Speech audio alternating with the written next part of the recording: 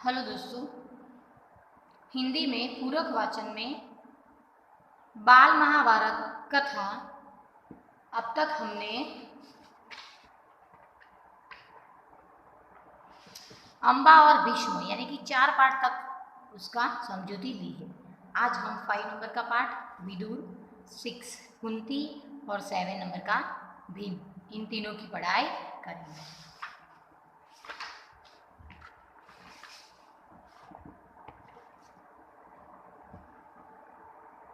अभी विदुर। विचित्र वीर्य की रानी अंबालिका की दासी की कोख से धर्मदेव का जन्म हुआ था। वही आगे चलकर विदुर के नाम से प्रख्यात हुआ। धर्मशास्त्र तथा राजनीति में उनका ज्ञान अथाह था। वह बड़े निस्पृह थे। क्रोध उन्हें छू तक नहीं गया था। युवावस्था में ही पितामह भीष्म ने उनके विवेक तथा ज्ञान से प्रभावित होकर उन्हें राजा धृतराष्ट्र का प्रधानमंत्री नियुक्त कर दिया था। जिस समय धृतराष्ट्र ने दुर्योधन को जुआ खेलने की अनुमति दी, विदुर ने धृतराष्ट्र से कहा, आग्रहपूर्वक निवेदन किया, राजन, मुझे आपका यह काम ठीक नहीं जचता। इस खेल के कारण आपके बेटों में आपस में वैरभाव बढ़ेगा। इसको रोक दीजिए। देखो, धृतराष्ट्र ने जब भी जुआ खेलने की उनको अनुमति दी थी, तभी विदुर ने ही उनको रोका था और समझाया था, क्योंकि विदुर जानता था कि जुए में कौरव पांडवों को छल करके हराएंगे और फिर भाइयों भाइयों में बैर झैर बढ़ेगा। और उसने ही धृतराष्ट्र को समझाया था कि जुआ खेलने की परमिशन ना देने का। धृतराष्ट्र विदुर की बात से प्रभावित हुए और अपने बेटे दुर्योधन को अकेले में बुलाकर उसे इस कुचाल से रोकने का प्रयत्न किया। कुचाल यानी कि खराब चाल, उनको चाल चल के पांडवों को जुए में हराने का था और राजपाट छीन लेने का था।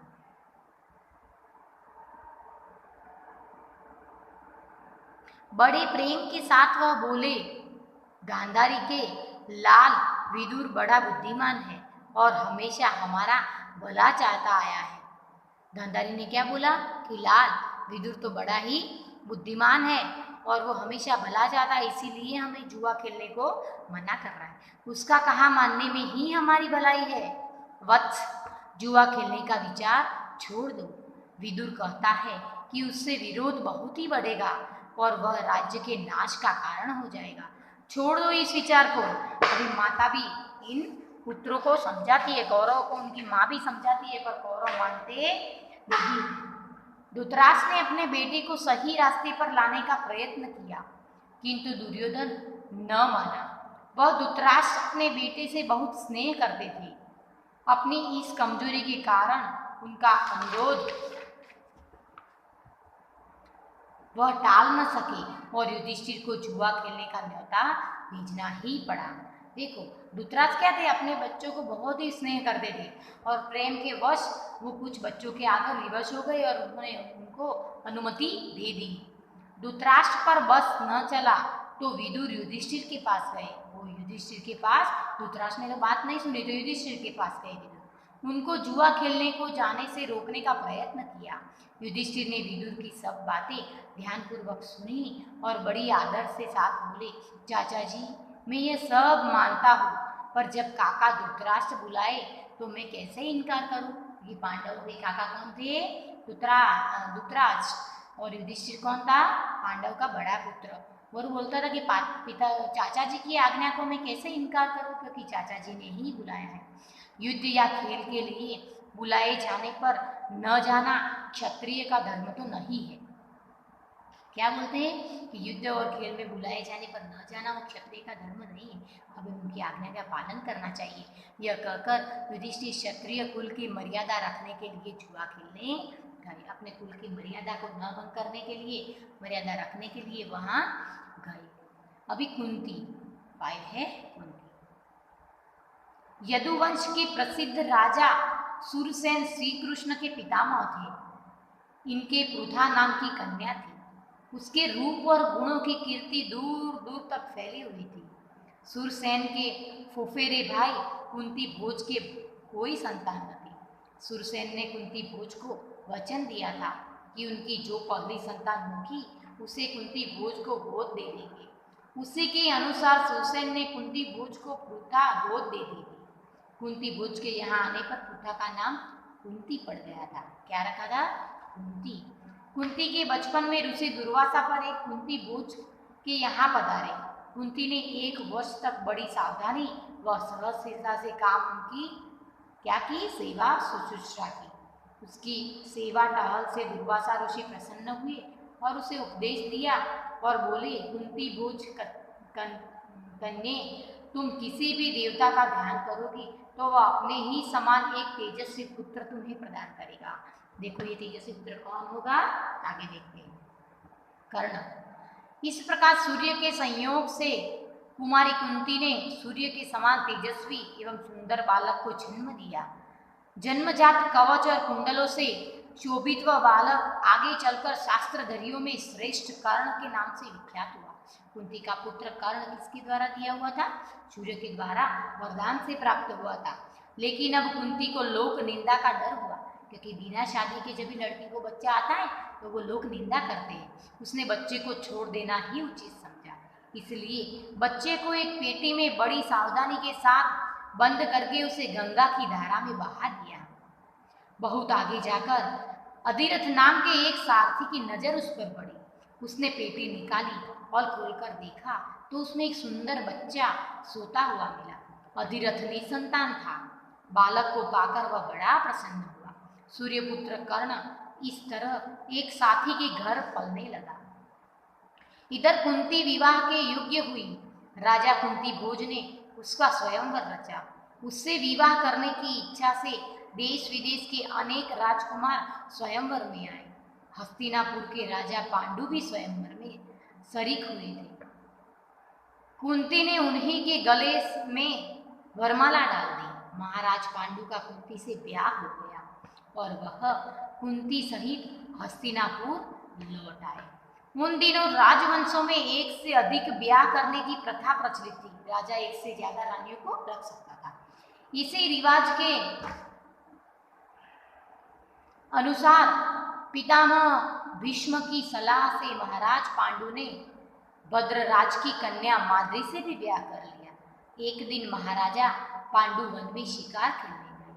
वही जंगल में हिरण के रूप में एक ऋषि दंपति भी विहार कर रहे थे। पांडु ने अपने तीर से हिरण को मार गिराया। उनको यह पता नहीं था कि ये ऋषि दंपति है। ऋषि ने मरते मरते पांडु को शाप दिया। ऋषि के शाप से पांडु को बड़ा दुख हुआ। साथ ही वह अपनी भूल से खिन्न होकर नगर को लौट आए। पितामह भीष्म तथा विदुर को राज्य का भार सौंपकर अपनी पत्नियों के साथ वन में चले गए और वहां वह ब्रह्मचारी जैसा जीवन व्यतीत करने लगे। कुंती ने देखा कि महाराज को संतान लालसा तो है, लेकिन ऋषि के शापवश वह संतानोत्पत्ति नहीं कर सकती। अतः उसे विवाह से पूर्व दुर्वासा ऋषि से पाए वरदानों का पांडु से जिक्र किया। देखो पांडु को वो ऋषि हिरण और हिरनी थी ना, उनको तीर चलाने की वजह से पांडु को क्या दिया था? ऋषियों ने श्राप दिया था और वो श्राप की वजह से वो पुत्रों का कुछ लगता होगा, इसीलिए वो संतान प्राप्ति करना चाहते नहीं थे। पर संतान की तो इच्छा किसको नहीं होती। तभी क्या हुआ, कुंती ने उसको ऋषि द्वारा मिले उस वरदान का उन्होंने जिक्र किया। उनके अनुरोध से कुंती और माद्री ने देवताओं के अनुग्रह से 5 पांडवों को जन्म दिया। तो वो पांडव भी देवताओं से ही मिले। वन में ही 5 का जन्म हुआ और वही तपस्वियों के संग वे पलने लगे। अपनी दोनों स्त्रियों तथा बेटों के साथ महाराज पांडु कई बरस वन में रहे। वसंत ऋतु थी। सारा वन आनंद में डूबा हुआ था, सा प्रतीत हो रहा था। महाराज पांडु माद्री के साथ प्रकृति की इस उद्गरम सुषमा को निहार रहे थे। ऋषि के साथ का असर हो गया, तत्काल उनकी मृत्यु हो गई। बच्चों के आने से उनकी मृत्यु हो गई। माद्री के दुख का पार न रहा, पति की मृत्यु का वह कारण बनी। यह सोचकर पांडु के साथ ही वो भी मर गई। इस दुर्घटना से कुंती और 5 पांडवों के शोक की सीमा न रही। पर वन के ऋषि मुनियों ने बहुत समझा बुझाकर उनको शांत किया और उन्हें हस्तिनापुर ले जाकर पितामह भीष्म के सुपुर्द किया। युधिष्ठिर की उम्र उस समय 16 वर्ष की थी। हस्तिनापुर के लोगों ने जब ऋषियों से सुना कि वन में पांडु की मृत्यु हो गई है तो उनके शोक की सीमा न रही। पोते की मृत्यु पर शोक करती हुई सत्यवती अपनी दोनों विधवा पुत्रवधुओं अंबिका और अंबालिका को साथ लेकर वन में चली गई। तीनों वृद्धाएं कुछ दिन तपस्या करती रही और बाद में स्वर्ग सिधार गई। अपने कुल में जो छल प्रपंच था तथा अन्याय होने वाले थे उन्हें वह न देखना ही संभवतः उन्होंने उचित समझा। आगे 6 है भीम। पांचों पांडव तथा धृतराष्ट्र के 100 पुत्र जो कौरव कहलाते थे हस्तिनापुर में साथ साथ रहने लगे। खेलकूद हंसी मजाक सब में वे साथ ही रहते थे क्योंकि चचेरे भाई थे कौरव पांडव। शरीर बल में पांडु का पुत्र भीम सबसे बढ़कर था। खेलों में वह दुर्योधन और उसके भाइयों को खूब तंग किया करता था। यद्यपि भीम मन में किसी से बैर नहीं रखता था और बचपन के जोश के कारण ही ऐसा करता था। फिर भी दुर्योधन तथा उसके भाइयों के मन में भीम के प्रति द्वेष भाव बढ़ने लगा। इधर सभी बालक उचित समय आने पर कृपाचार्य से अस्त्र विद्या के साथ साथ अन्य विद्याएं भी सीखने लगे। विद्या सीखने में भी पांडव कौरव से आगे ही रहते थे। इससे कौरव और खींचने लगे। दुर्योधन पांडवों को हर प्रकार से नीचा दिखाने का प्रयत्न करता रहा। भीम से तो उसकी जरा भी नहीं पड़ती थी। एक बार सब कौरवों ने आपस में सलाह करके यह निश्चय किया कि भीम को गंगा में डुबोकर मार डाल जाना चाहिए क्योंकि भीम ताकतवर था।